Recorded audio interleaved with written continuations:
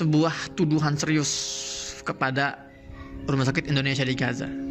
Salah seorang juru bicara militer Israel yang namanya itu Daniel Hagari, 17 jam yang lalu dia merilis di akun channel YouTube-nya. Kalian cek dia, IDF. Setiap hari mereka rilis menyampaikan berbagai perkembangan serangan-serangan mereka ke Gaza.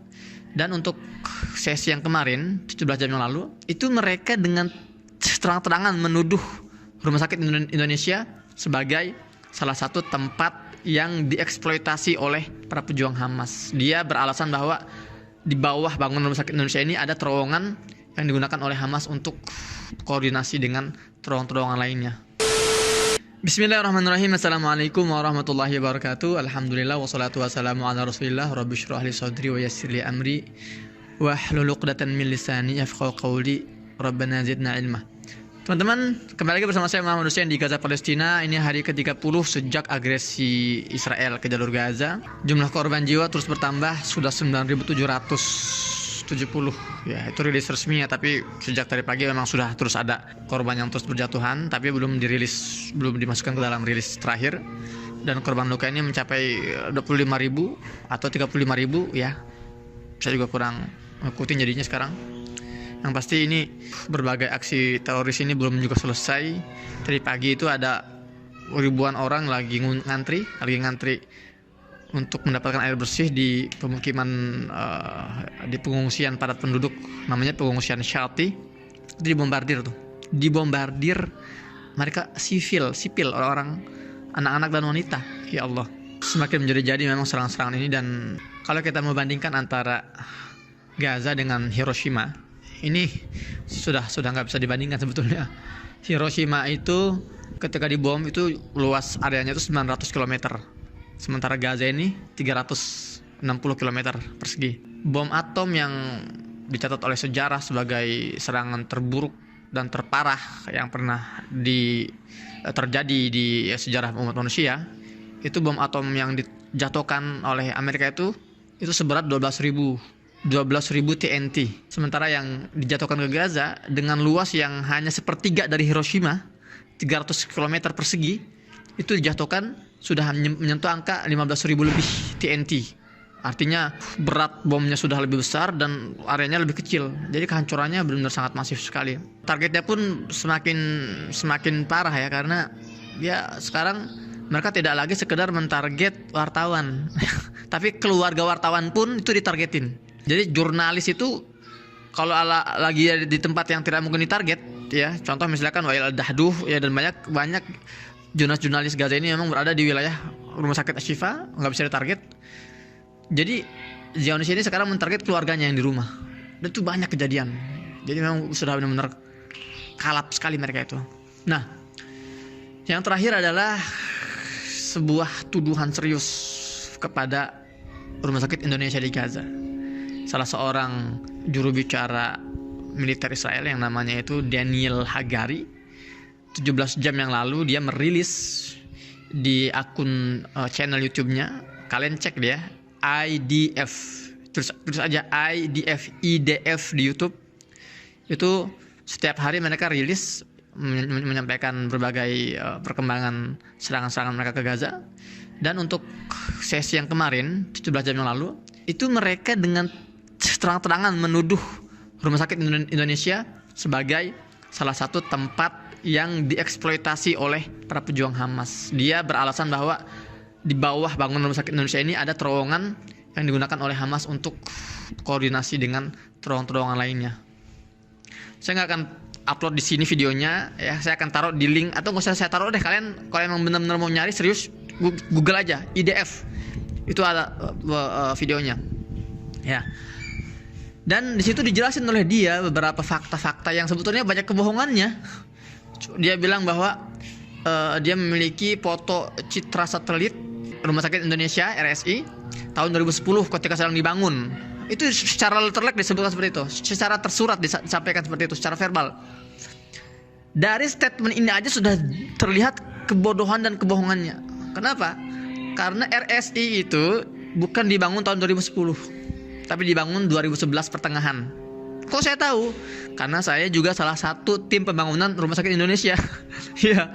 Jadi saya datang ke Gaza tahun 2011, saya nyampe di Gaza 2011 Januari, tanggal 5 Januari 2011 saya sampai di Gaza bersama tim Mercy. Dulu saya juga relawan Mercy, saya Bang Onim, ya itu saya juga dulu bagian dari relawan Mercy. Saya masih ada foto-fotonya nih.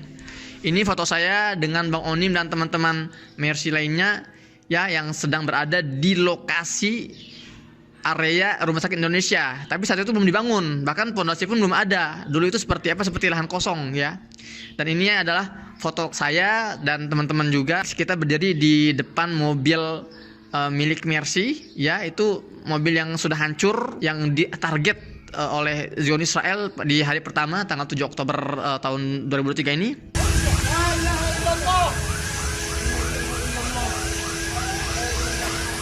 Itu mobilnya masih kelihatan ya. Dan ini foto saya saat proses pembangunan. Ini lagi pengecoran lantai 2. Penampakannya ketika masih dalam proses pembangunan ya.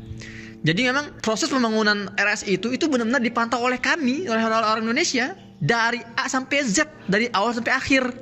Dan nggak ada itu sampai ada katanya ada terowongan di bawah tanah. Jadi ada semacam lubang ya di dekat RSI itu, di area itu lubang untuk apa sih, penampungan air bawah tanah. Jadi kan karena kebutuhan airnya kan besar, nggak mungkin kita buat drum yang besar di atas ya. Jadi dibuatnya tuh drum underground gitu loh. Drum tangki bawah tanah. Itu dituduh sebagai lubang terowongan para pejuang. Astagfirullahaladzim. Nah, itu dari satu kebohongan, dan masih banyak kebohongan lain.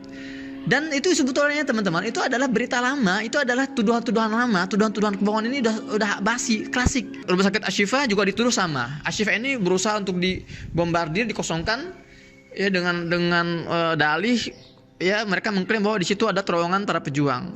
Dan itu sudah dibantah oleh salah seorang dokter dari Eropa, dari Uni Eropa. Dia sudah membuat video rilis dan dia menantang. Jadi dokter ini kalau nggak salah 16 tahun ya, dia udah 16 tahun beroperasi di Rumah Sakit Ashifa, dan dia ketika mendengar adanya tuduhan bahwa Rumah Sakit Ashifa ini digunakan oleh para pejuang sebagai bunker, itu dia keluar. Orang itu non muslim dan itu orang Eropa. Dia keluar, dia bilang saya menantang debat militer Israel untuk mengetahui kebenarannya, karena saya sudah 16 tahun, dia bilang. Saya 16 tahun kerja ya, bertugas di Rumah Sakit Ashifa, dan itu nggak benar, nggak ada di situ bunker-bunker para pejuang Gaza itu. Jadi alasan mereka itu membombardir rumah sakit itu dengan alasan yang serupa, alasan yang klasik, bahwa para pejuang ini menjadikan sipil sebagai tameng hidup gitu kan. Tuduhan-tuduhan yang nggak logis itu terus dilemparkan, dan sekarang tuduhannya itu mentarget Rumah Sakit Indonesia. Makanya beberapa hari terakhir ini kan rame ya, Rumah Sakit Indonesia ini digempur, meskipun daerah luarnya kan, nggak dalamnya gitu kan. Kalau yang dalamnya itu sempat dibom, tapi tanggal 7 Oktober itu yang kalian sudah lihat videonya. Tapi sekarang ini mereka berusaha diteror setiap hari itu, setiap malam itu dibombardir sekitarnya gitu kan. Ya sekali lagi, itulah kebohongan. Memang Zionis ini dibangun dari kebohongan-kebohongan. Mereka berbohong yang mengatakan bahwa tanah Palestina adalah tanah yang dijanjikan oleh Tuhan mereka. Itu kebohongan juga. Mereka berbohong bahwa pernah ada kuil Sulaiman, tempat ibadahnya orang-orang Yahudi. Itu kebohongan. Kemudian mereka berbohong juga terkait para pejuang Gaza yang katanya memenggal 40 kepala anak-anak. Itu sudah terbukti kebohongan. Kemudian juga ketika mereka mengebom Rumah Sakit Medani, Rumah Sakit Baptis, mereka juga berdalih bahwa itu bukan bom kami, itu adalah bom pejuang yang jatuh sendiri. Itu juga kebohongan. Jadi sudah banyak sekali berbagai kebohongan-kebohongan yang terus dibangun oleh mereka. Kasihan kalau ada orang-orang Indonesia yang menggunakan kebohongan-kebohongan itu sebagai argumen gitu kan, ditelan mentah-mentah kayak teman-temannya Abu Sendal itu. Sayang sekali gitu kan. Dan saya di sini ingin mengklarifikasi ya, bahwa tidak benar kalau Rumah Sakit Indonesia ini dijadikan semacam markas atau tempat beroperasinya para pejuang ya, terutama di bawah terowongan. Enggak. Karena saya sendiri yang menyaksikan, saya dan teman-teman. Saya, terus Bang Onim, terus Mas Nur Ikhwan, muhandis ya, insinyur. Kemudian almarhum Insinyur Ahmad Fauzi, kemudian Insinyur Wahyudi. Itu para insinyur-insinyur, dan juga ada satu lagi namanya Abu Darusman ya. Itu adalah orang-orang yang datang bersama kami di awal-awal tahun 2011. Ya, kalau Bang Oni Maman Nurihun memang sudah sejak awal, sudah 6 bulan lebih awal datangnya, dan kami nyusul 6 bulan setelahnya. Dan kami yang memantau dari nol bahwa setiap kegiatan itu kita lihat, kita setiap hari kita pantau terus ya progresnya. Bahkan ketika lantai bedroom, lantai ground itu dan lantai 1 itu sudah jadi, itu kita tinggal di situ di RSI itu. Saya tinggal dulu di lokasi Rumah Sakit Indonesia ketika masih dibangun konstruksinya. Jadi nggak bener kalau misalnya di situ ada sarang-sarang para pejuang seperti yang dituduhkan oleh mereka. Ya lagi-lagi ini adalah sebuah bentuk frustasi dan depresi ya, karena mereka tidak bisa mengalahkan para pejuang, mereka tidak bisa mentarget para pejuang. Akhirnya mereka berusaha mencari pembenaran. Oh, kami nggak bisa mengalahkan mereka karena para pejuang ini bersembunyi di bawah rumah sakit ya, dengan alasan ya agar mereka ntar bisa mengosongkan rumah sakit dan mengebom. Ntar kalau sudah tidak terbukti, ya mereka akan berdalih lagi, akan berkicau lagi dengan kebohongan-kebohongan lainnya. Begitu ya. Ya Allah ya, saya jadi kasihan aja teman-teman WNI yang ada di RSI sana itu, yang ada di Rumah Sakit Indonesia itu kan, ya terus mendapatkan teror ya, serangan-serangan gitu. Ya Allah. Itu teman-teman kurang lebih saya hari ini ingin klarifikasi, karena ada banyak teman-teman ya yang minta saya untuk menjawab masalah ini. Bener gak RSI itu dijadikan sarang teroris atau lokasi bersembunyian para pejuang Gaza ya? Dan itu jawabannya jelas nggak bener. Oke, beralih ke topik selanjutnya, saya mau bicara tentang kenapa sampai sekarang Mas Husain belum keluar gitu ya. Jadi gini teman-teman, ada kesepakatan ya antara Mesir, ya, Israel, Amerika dan pihak Gaza ya untuk membuka pintu perbatasan Rafah untuk beberapa fungsi. Pertama, untuk memasukkan truk-truk bantuan dari luar ke Gaza. Itu pertama. Kedua, juga untuk membiarkan akses keluar untuk warga negara asing, terutama warga negara Amerika gitu ya, yang terjebak di jalur Gaza.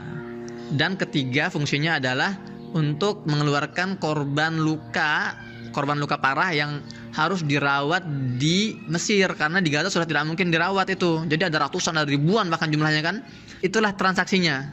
Oke, pihak Mesir, oke, kami akan buka untuk orang-orang asing yang mau keluar, tapi syaratnya apa? Kami harus dibiarkan masuk untuk membawa bantuan-bantuan truk kemanusiaan. Oke, sepakat. Pihak Gaza gimana? Oke, pihak Gaza juga kami akan biarkan warga asing keluar, tapi syaratnya apa? Syaratnya saudara-saudara kami yang terluka parah ini harus diperbolehkan keluar untuk dirawat di Mesir. Oke, sepakat. Nah, itu sempat berjalan beberapa hari tuh. Sampai 3 hari yang lalu, para warga negara asing keluar kan, termasuk Bang Onim diantaranya kan. Kemudian truk bantuan juga masuk gitu ya, untuk dari Mesir ke Gaza. Nah, tapi malah ambulan yang mengangkut orang-orang sakit, pasien-pasien kritis itu nggak dibiarkan keluar. Padahal pihak ambulan di Gaza ini sudah koordinasi dengan Palang Merah Internasional dan sudah koordinasi dengan PBB. Dan itu sudah disepakati. Oke, silakan kalian bergerak sekarang dari Rumah Sakit Ashifa menuju border Rafah, menuju perbatasan Rafah. Baru keluar dari pintu Rumah Sakit Ashifa, baru keluar itu dibom oleh jet tempur. Saat itu 15 orang meninggal. Bahkan kabar terakhir itu 25 orang meninggal dalam serangan tersebut. Ini membuat pihak Gaza marah. Loh, kan kita sudah sepakat untuk mengeluarkan orang-orang sakit ini, pasien-pasien ini gitu. Kenapa dibom gitu kan? Ya, lagi-lagi pihak Zionis ini berdalih, oh itu karena di dalam itu ada pejuang yang bersembunyi dalam ambulan. Astagfirullahaladzim. Terus kemarin juga ketika Zionis ini membombardir tempat penampungan air terbesar di wilayah utara itu di Zatar, sampai sekarang warganya itu terpaksa harus menghadapi krisis air bersih itu karena tempat penampungannya dibom.